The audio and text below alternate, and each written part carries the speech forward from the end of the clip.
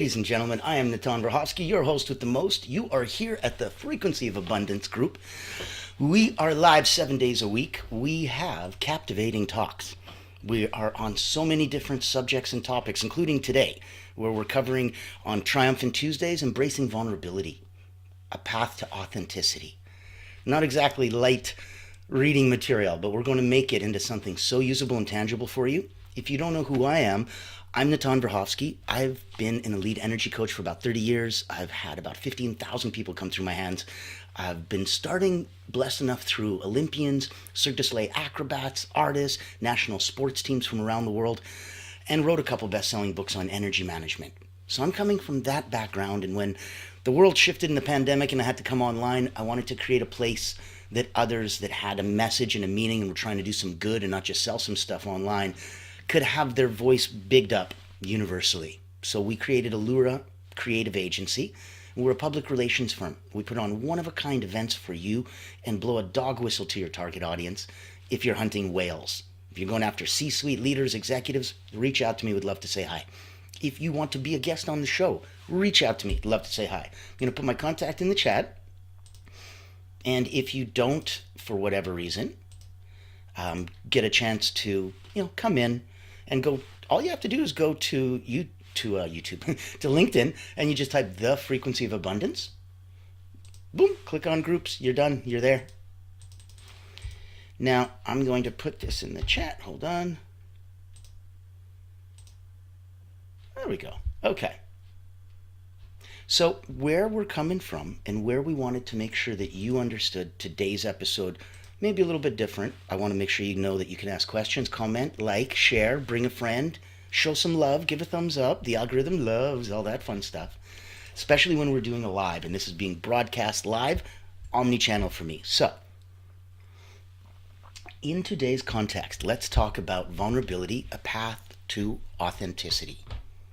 Now, in here, I wanted you to know that, and people are always concerned about vulnerability being something that, makes them feel or seem like they're not as strong as they are. And I don't believe in that, because I believe that if you genuinely give yourself that opening and that space, I believe that makes you look stronger. I really do, and I think that if you're going into that space and you wanted to come from a place of abundance, come from that strength, today's episode is going to be right up your alley. Now, if we're not looking at vulnerability as a weakness, it's our most accurate measure of courage. And that's a beautiful way to look at it. So there's a misconception, how it's strength that leads to authenticity. It could be, but it might be vulnerability too. And it might be the most natural way for you to express your authenticity through that vulnerability. So let's dive in. Let's go segment one. Let's say understanding vulnerability. Good place to start. Let's define it and what it is and what it isn't, right? It's about emotional exposure. It's not about oversharing. That's not vulnerability. It's not TMI, too much information. That's not what we're looking at. We're looking at a proper place that we can share with everyone, and that we can make sure that everyone feels heard and that everyone feels safe. And so, without oversharing, it's emotional exposure. Will you let it hang out a little bit, even though that there's a risk, there's a fear, there's a chance that it might not go as planned and you might not be perceived the way you want? That's vulnerability. Now, it's not easy for everybody. So society and cultural narratives, they're always going to label vulnerability as weakness. I don't agree. I never have. It's been one of my secret superpowers all along. Being open, being vulnerable, being truly genuine and in the moment. People see that. It resonates. It'd be very impressive, like Academy Award winning performance to pull that off if it wasn't genuine. You know what I mean? So much easier to actually have it naturally come out of you than to fabricate. Now, here's where I want to play, and I want to make sure that you know it doesn't have to be hard. Just because they made it that way and it looks that way and stuff, and it's always been told to you that it's that way, explore that fear of judgment or rejection why it's so ingrained in you, why it's such a big deal, and know that weaknesses, true ones, vulnerability isn't one of them. It'll let you connect to your true self. It'll enhance your sympathy. More importantly, it'll enhance your empathy. We talked about the difference before, where if you're on a cruise ship and you go out to the deck and somebody's hanging over the deck and they're just completely seasick and nauseous, if you feel sympathy, now you share and feel what they feel. You're sympathetic to it.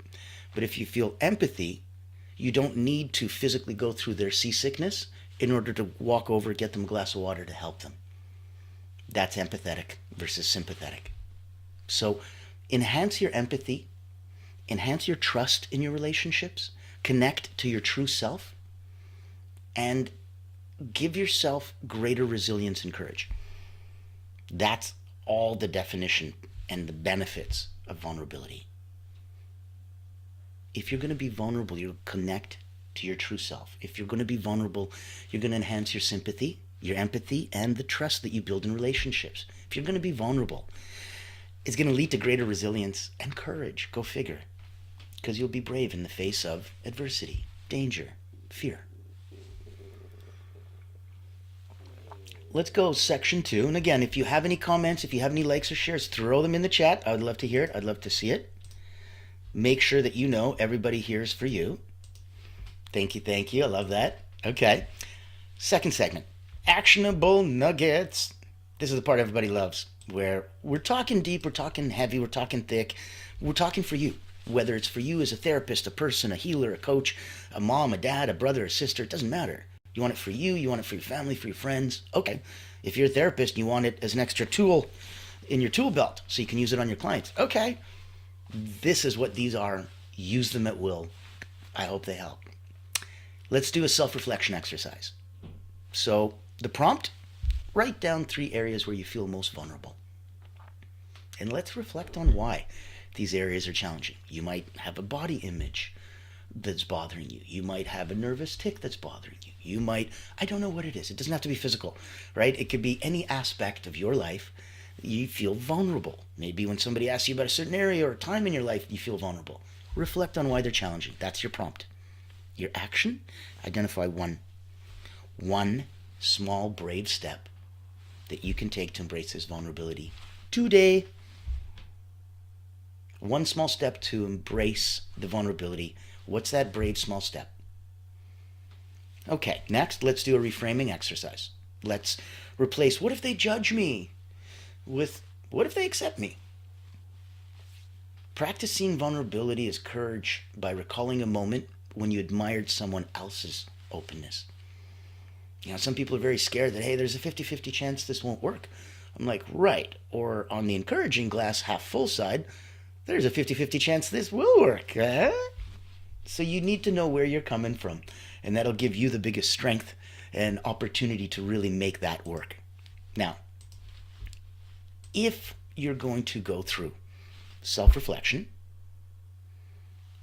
and you're going to go through reframing exercise, you're practicing seeing vulnerability as courage.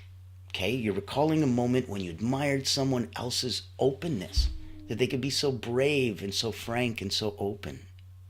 So, let's go for number 3. Let's do an authenticity audit. Let's assess areas of work, your life, your relationship, self-expression. Yes. Areas that you feel inauthentic. Ask yourself, what's one thing I could do to show up more authentically? What's one thing I could do to show up more authentically?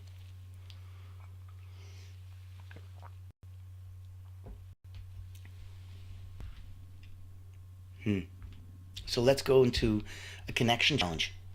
Push yourself out there. I want you to pick one trusted person that you love, that you connect, that you know believes in you, that you want to be connected to. Pick one, just one. Trusted person, share something personal or meaningful with them this week. And if you already did, great. Pick another one. The point is to flex this muscle like an exercise.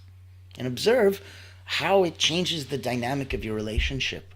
When people all of a sudden feel that you're vulnerable and you open up and you have emotional exposure, like we just talked about. that makes you look so much more braver, so much more authentic and real as a complete person. Maybe you're perceived as somebody who's completely unattainable. You know, you've never cried, you've never burped, you've never farted. You're unfallible. But then you show there's a human side to you, where you were scared to do this once, and people are like, you could never be scared of anything. And yes, I'll be authentic here by being vulnerable. Yes, I was. You watch how that level of authenticity increases the dynamic of your relationship. So let's go into, we'll do our third segment. We'll do nuggets of wisdom. Let's look at, and you can find as many examples as you need, stories of impact. Let's look at short examples of public figures or even clients of your own. That might be even easier than, famous people that have just transformed through vulnerability, right? So if you're a therapist and you have clients coming to you, and at first they're guarded and shrouded and hidden, and then all of a sudden they kind of open up to you like you've never experienced before. That is beautiful. That vulnerability, you can see them literally transform as a person by going through that. That's incredibly powerful. Next, you'll experience the mindset shift. So you'll emphasize that vulnerability isn't about the outcome, acceptance or rejection. It's about the courage to show up. So whether you win the beauty pageant, lose the beauty pageant, doesn't really matter. You had the bravery to consider yourself beautiful enough to enter the beauty pageant. So acceptance or rejection is irrelevant. That's the mindset shift. That's what vulnerability will give you. That's the courage to show up. It's I remember Bob Marley had a great quote that being vulnerable is the only way to allow your heart to feel true pleasure. Because it has to be something that is so delicate and fragile and could be taken away. Lets you appreciate the beauty of that in the moment. And its intricate beauty is frailty as well. And so it takes the frailty. It doesn't let you look frail. The moment is a beautiful sharing. It doesn't force it onto you. And that's wonderful. So it gives its own life to its own meaning on itself. I want you to repeat, I am brave enough to be seen as I truly am. I am brave enough to be seen as I truly am. And I'm brave enough to be seen as I truly am. Let that sink in. Now, in the context of where we are, where we're playing today, I wanted you to know that there's so much that you can go into. If in any capacity what we're doing can help you, if you're looking to hunt whales, if you're looking to get a beautiful presence on one of my shows so that you could give your message out to your people more, if you're looking to ask a question, get some guidance, go in a different energetic path and get into more alignment in your life as a peak performer, as somebody who's already at 9 out of 10 in their life, personally and professionally, but you're still curious to go, well, what would 9.1 or 9.2 look like? I invite you to reach out to me. Any which way we can possibly be connected, I believe the tide rises all boats, and we would be here, and we'd be kind of remiss if we didn't have a chance to help and get everybody else out. So I am so stoked that right now we are in week 3 as we're rounding out the bend for season 2. And we started off beautifully. On Motivational Mondays, we had the science behind habit formation. Today on Triumphant Tuesday, we are embracing vulnerability, a path to authenticity. Tomorrow on Winning Wednesdays, we are doing the impact of gratitude on mental well-being. Thursdays, we're developing emotional intelligence for leaders. Fearless Friday, you've got stress management techniques for busy professionals. And aren't we all? Let you sleep in a little bit. Monday to Friday is always 10 a.m. Eastern. On the weekend, pause, relax, sleep in a bit. I'll see you at 1. On Successful Saturdays, we're going to be talking about the art of effective communication. And on Soaring Sunday, cultivating a growth mindset. And then I'll let you get back into the week. But today we were looking at embracing vulnerability as a strength, not a weakness. We're exploring so many different ways to unlock authenticity in your personal and in your professional life. And I'm hoping that it gives you some insights, more, actionable items that you can take with you and know that they're there as tools in your belt, right? Like if you're a carpenter, you don't know that, when you're a hammer, everything looks like a nail. So that's why you have to have multiple tools so that you can see a situation the way it really is. Give yourself that daily check-in, right? Take 5 minutes every day. Ask yourself, what am I avoiding because it feels vulnerable? Write it down. Explore it. Give yourself a trigger awareness. Reflect on these moments when you felt defensive or shut down in conversations. Identify if fear of vulnerability played a role. Or maybe you were scared to open up. Look for different vulnerability mapping exercises. Grab a piece of paper, draw a circle inside. Write situations where you're going to feel uncomfortable being open, maybe with a close friend, a loved one. On the outside of that, list the situations where you hold back. Maybe I hold back a bit at work, maybe I hold back a bit with family. And then choose one outside scenario in your circle and brainstorm. Brainstorm ways to make it more authentic and bring more authenticity to it.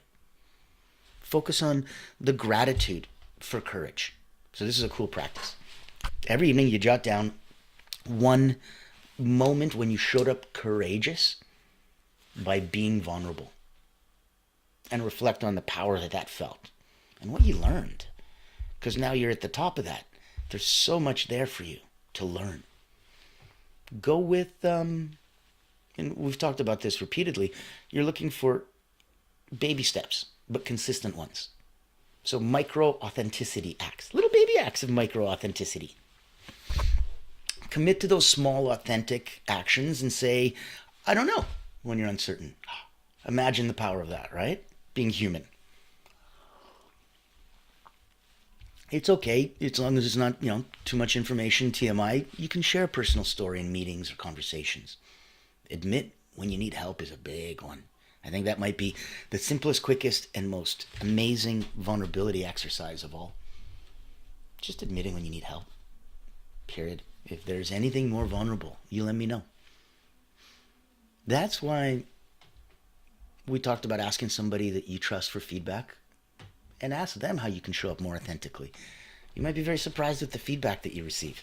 Don't be defensive. Just go into it focusing on growth. Give yourself that opening. So you can stand in front of the mirror. This is a beautiful one. You affirm, it's okay to be seen as I truly am.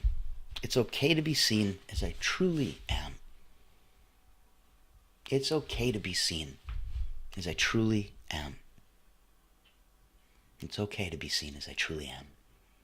And repeat it 5 times.